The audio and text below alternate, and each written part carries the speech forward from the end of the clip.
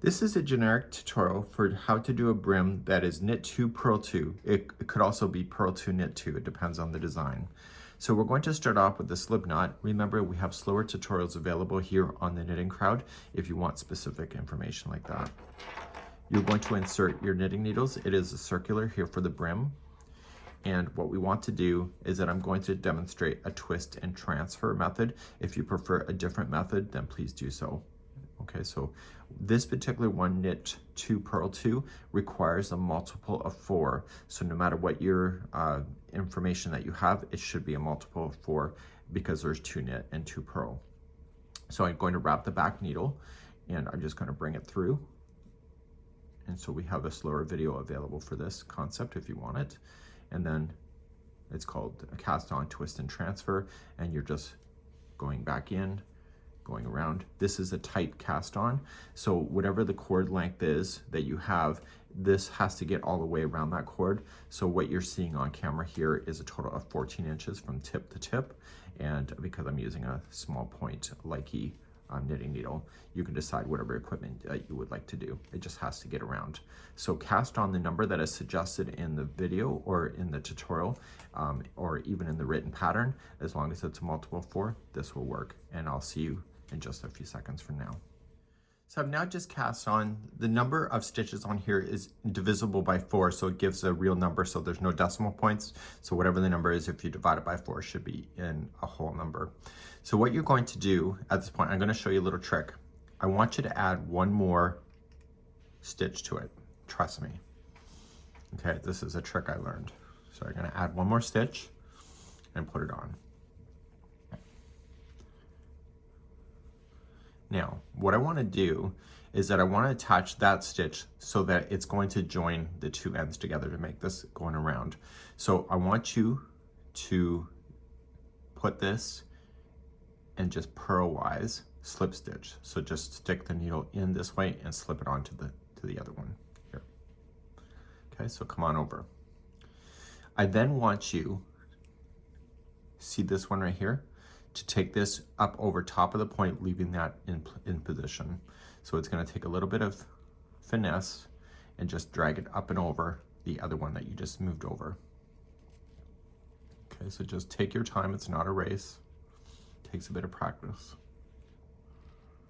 Come up and over. Okay, and then slide down. So what you've done, even though you added an extra stitch to it, you've done it in a way that now the connection is permanent. And pull things tight, okay? So don't forget to pull things tight.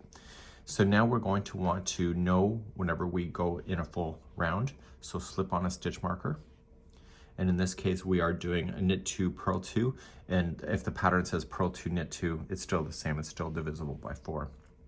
So in this case, we're going to knit the first 2, and when you knit the first 2, make sure it's tight. Okay, so just use your finger, and when you knit, just kind of pull up on it, and then knit the next one as well. Of the brims, I prefer knit 2, purl 2. That's one thing I've learned so far in knitting. So once you have that done, the next 2 are going to be purl, so move the yarn from behind in the front, and purl the next 2. And you don't have to tug on those tight like you did in the first 2. Okay, it's just because you were attaching and making it into a permanent circle. So the goal is that as you push up on this needle, you are going to push down on this one, and it will come around the cord and back around. So once those 2 are done, you're going to knit the next 2 and then purl the next 2 and do that all the way around, and I'll see you at the end of the round in just a moment. So I'm coming all the way around, and because I started with the knit 2, the last 2 stitches before the stitch marker should be a purl 2. So if the pattern said that you had to start with purl 2 and finish with knit 2, then knit 2 would be then your last before you're ending the round. Okay, so it works either way. So now this stitch marker, you're going to just transfer it over and then begin a new round.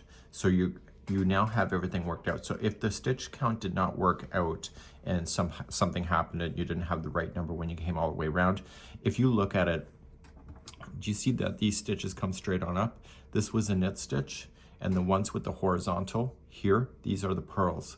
So you should be able to see 2 2, 2, everything's in sets of 2 in order to help you identify your stitches. So in case that you screwed up somewhere, if you just scan through that, you'll be able to tell which was which when you did it. So when you start another round, the first 2 stitches are really important on the second round, but then the rest of it, when you're going round and round, it won't matter so much. It's just because you did the join in the last round from here. So the first 2 will be a knit stitch because that's how we started.